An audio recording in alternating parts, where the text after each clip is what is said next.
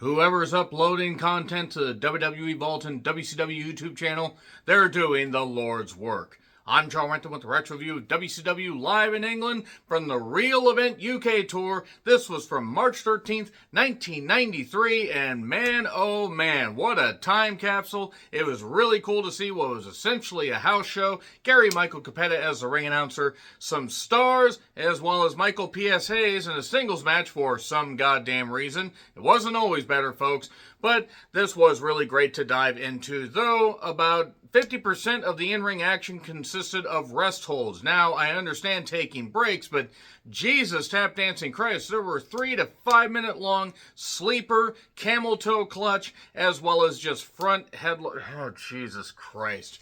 Jesus fucking Christ.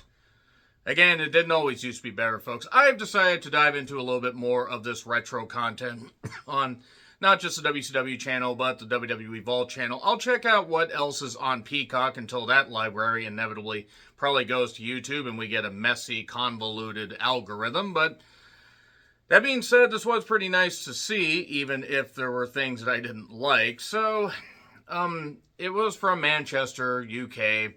And this was during a fairly successful UK tour. Bill Watts had left WCW because of past comments, but also probably what he said to Heyman and others. I mean, I'm just guessing, just blue skying it here. And I think at least half the locals had no idea what WCW was. I think some did, but I guarantee you one that they asked about, when they asked about Sting, he was probably thinking of the singer, not the Stinger.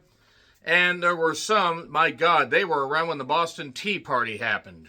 Zoe remembers helping establish the Boston Tea Party movement. Just taking a little dig there at Zoe Starr for absolutely no reason. So, I did like how we got to see, outside the arena, we got to talk to the locals. And there were, it was a nice, camera view basically from the stand, but it was nice. It almost looked like fan cam stuff. Doug Dillinger was there, naturally, because it's a WCW event, so security had to be really, really tight, or about as loose as goddamn, some of the... Never mind, moving on. So, Gary Michael Capetta announced some title changes. Barry Windham is the new NWA champion, being the Great Muta. Sting beat Vader to win the WCW title. He would actually lose the title back to Vader in Dublin to complete the tour. This is right after the White Castle Affair strap match. I always say that wrong. And so it was a loud crowd, at least. I don't know how much they got for attendance. I would think 5 to 6K. And there was still the implementation of the over-the-top rope to the floor rule. Like, that was a DQ. You can't come off the top rope. I don't know why once Bill Watts left, they just didn't get rid of that shit. But we got Scotty Flamingo, yes, the future Johnny Polo, and more famously or infamously, the future Raven, who really thinks highly of himself. That being said, people that like the Raven character will remember Scotty Flamingo as just a mere afterthought. He was in a singlet, which was weird, and he took on Johnny B. Bad. Oh boy, Scotty Flamingo, in the beginning of his career, I think he'd been wrestling for a couple of years in Johnny B. Bad, and bless Mark Marrow, but he was only ever taught to be Johnny B. Bad. So he had his Bad Blaster out and all, and man, rest holds, just nothing but rest holds forever. It was a cool feel to the crowd, because you could tell they were starved for wrestling action, and they got this stuff, and even if they didn't know everybody on the card, they were into it. But there was an armbar for like 4 minutes, a sleeper for like 5 minutes. And it was nice they had timestamps on this, but you could seriously skip through half of this card and not miss shit. Now, I'm not saying WWE wasn't the same way. I mean, you could do the same thing with WrestleFest. You could do the same thing, WrestleFest 88. There are other ones on the Vault channel that I will get into. And I'm not saying I expected high-impact action all the time, but man, just man, oh man. So we got a roll-up for 3. Or a roll-up for 2, rather, and then we got the Fist That Don't Miss for 3.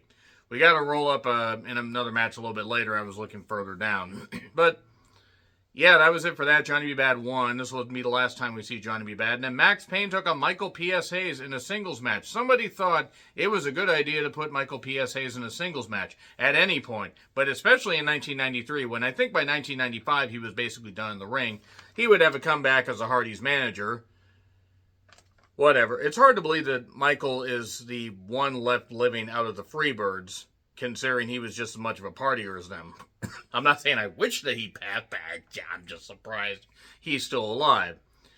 So, he was the face. They loved him. Max Payne and him did headlock and neck crank stuff forever.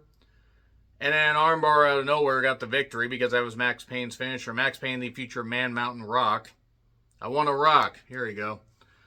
So, yeah, that was a match. It was definitely a house show match. And then it was supposed to be Rick Rude and Barry Windham against Dustin Rhodes and Van Hammer because they thought Van Hammer should get a featured spot on this card for some odd reason. But this led to Barry Windham attacking Dustin Rhodes, and they both got kicked out. And then it was a singles match between Rick Rude and Van Hammer. And my, Rick Rude herniated every disc in his body carrying this. Well, no, he did that with Ultimate Warrior. But Van Hammer wasn't awful. He just wasn't great. Doug Dillinger got knocked down at one point. D-Doug is down. Z-Doug is down. Yeah, Rude carried this bad boy. We got camel toe clutch stuff forever. We got a bear hug by Bud. My God. A Rude Awakening won it, so at least Rick Rude got the victory. If you note, I'm not really talking about a lot of the, minutia and the details of these matches. It's because a lot of these matches outside of the main two didn't really fucking matter. But it was interesting that soon after getting away from the NWA, Rick Rude would become the WCW International Heavyweight Champion, which is a whole convoluted mess. But then they had Johnny B. Bad get an award from the British National Institute of Sign Language, and you know what? That's good. That was a nice feel-good moment. I can't really complain here. It was good. Gary Michael Capetta got to be the MC for it.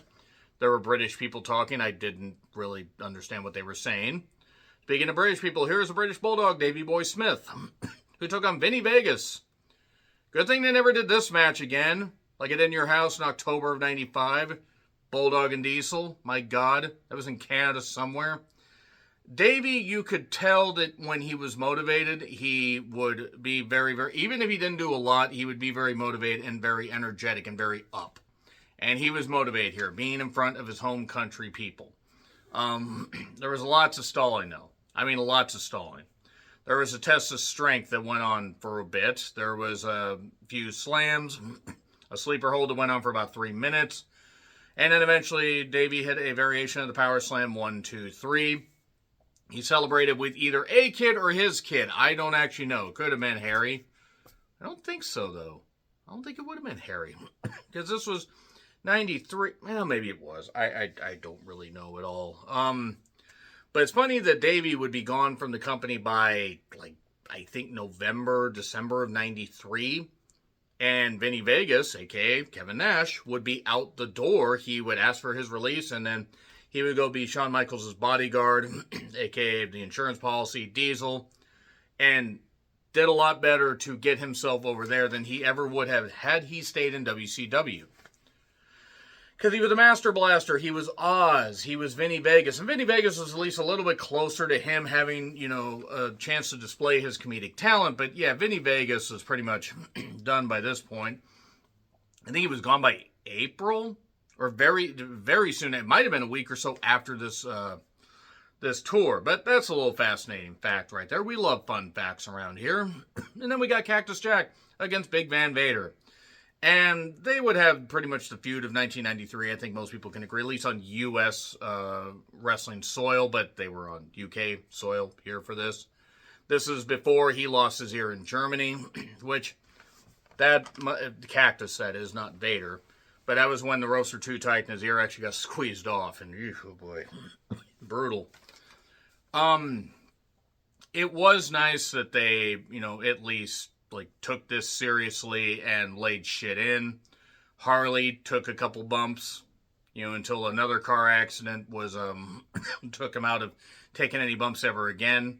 I understand Harley also allegedly hit a few women on the way there. If you don't know about Harley and abusing women, look up his marriages.